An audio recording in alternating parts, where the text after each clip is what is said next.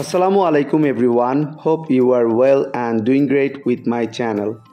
আজকের এই ভিডিওতে আমি আপনাদের সাথে শেয়ার করব একটি অ্যাডভান্স ইংলিশ স্ট্রাকচার। সো ভিডিওটি না টেনে শেষ অবধি দেখুন। আমি খেতে ভালোবাসি, আমি পড়তে ভালোবাসি, আমি খেলতে ভালোবাসি, আমি লিখতে ভালোবাসি। এই প্রতিটা বাক্যে যে জিনিসটা কমন আমরা দেখতে পাচ্ছি সেটা হলো ভালোবাসি। সো যখন আমরা কোনো সেন্টেন্সে এই ধরনের বাক্যটি দেখতে পাবো সেক্ষেত্রে আমাদের ব্যবহার করতে হবে লাভ।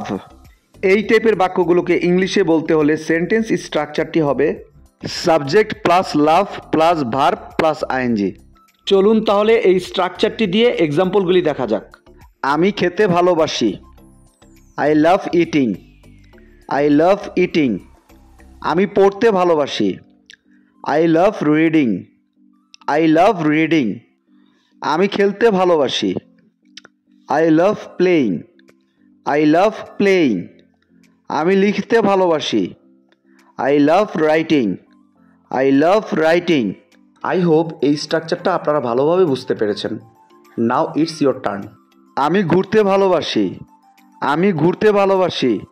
এই বাক্যটি ইংলিশে কী হবে আপনারা কমেন্টে লিখে জানাবেন।